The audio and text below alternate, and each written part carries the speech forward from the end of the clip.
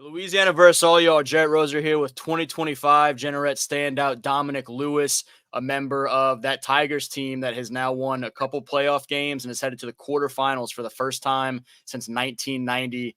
Dominick, this is a team that, talking to your teammate Travell Frederick, we knew had a chance to do some special things. How has this season gone, but particularly these last couple weeks, to make sure y'all are advancing in the playoffs and continuing to strive towards your ultimate goal?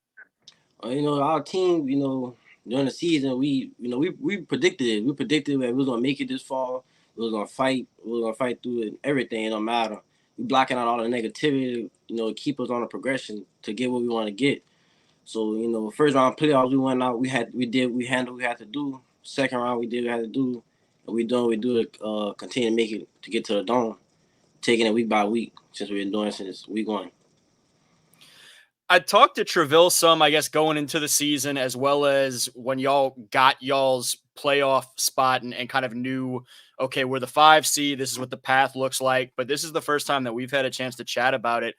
That turnaround as a program from a winless season a couple years ago to where we're now talking about a quarterfinal trip. What was the early part of that process like for y'all to kind of have some leaders on the team as well as the coaches realize, okay, we've got to change some things if we want to compete at the level we want to compete? What was that like to just kind of get everybody on the same page and start building toward where we are now? Well, after the 0-10 season, one thing we said is that we won't never let this happen again. So after that, spring came around, like right after football season, we just worked constantly. We no days off, no nothing. We just worked. So last year we went 6-4. We went we glad we had a big turnaround from a 0-10 to a 6-4, and we just won it. We wanted more. We don't want that again. We don't want that 0-10. We want to be better. Now this year, go ahead. Now this year we're going finish the season 8-2. We could have been better. I feel like we could have been way better. But hey, I'm glad we stand where we at, and we're going to continue to go.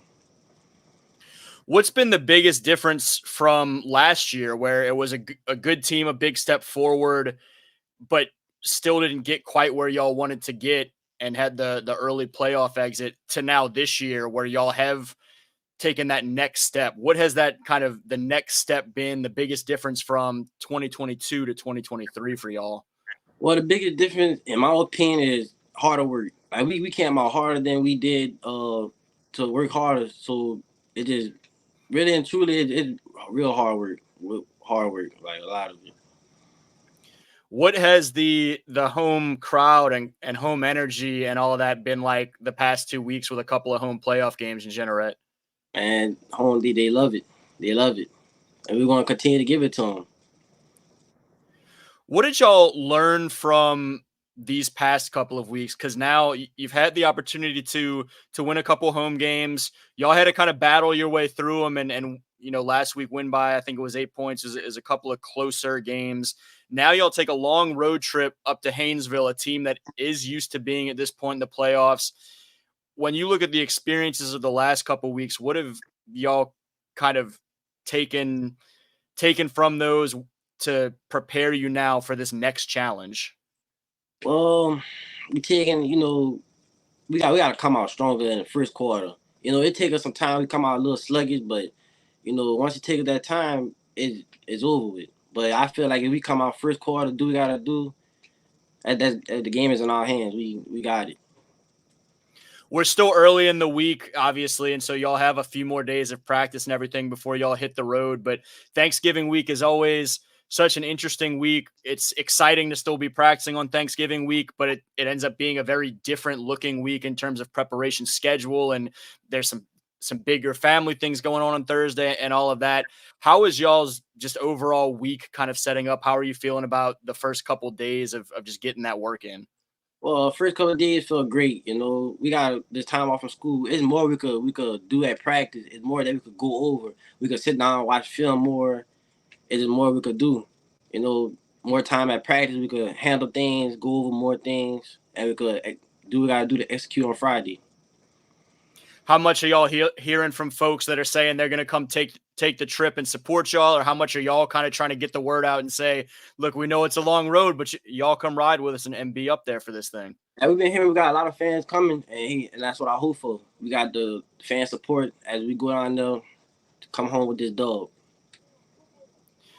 Tell folks a little bit about you and your game as well. I mentioned you're a standout in that junior class for this team, someone that Travell and I have talked about a couple of times, and I've seen you on Huddle and everything. You're a guy that can do a lot of different things for your team, certainly, and we see some highlight plays along the way. What are you most proud of and what you're bringing, and what are folks seeing and should they expect to see from you on Friday nights and eventually on Saturdays too down the road? Well, a lot of people should expect a lot from me because I hold myself to a high standard. So, I mean, I come out, do my game, so we could get this win, and that's what people expect from me, and that's what I expect from myself. No doubt. And there's bigger, or there's more immediate things at play right now. You guys have a quarterfinal game to go compete in and try and bring home a dub, but you've had some college stuff start coming your way as well. Northwestern State had offered. I know Louisiana Tech and Tulane and some others have kind of been in touch. What has that been like to see some of that attention, start coming your way early, and know you're gonna have some opportunities here long term? It feel great. It feel great. I've dreamed about this for a long time. The work that I put in it's gonna start to pay. It's starting to pay off. So this is something that I've been wishing for a long time. Good deal. Last message to fans as they kind of make their arrangements and come travel up with y'all on Friday to face Haynesville. And we coming home with it. We got it. There you go. He's Dominick Lewis, fantastic 2025 standout for Jeanerette, who is back in the quarterfinals for the first time since 1990. They're in that Division IV non-select bracket, the 5 seed, heading up to number 4 seed Haynesville.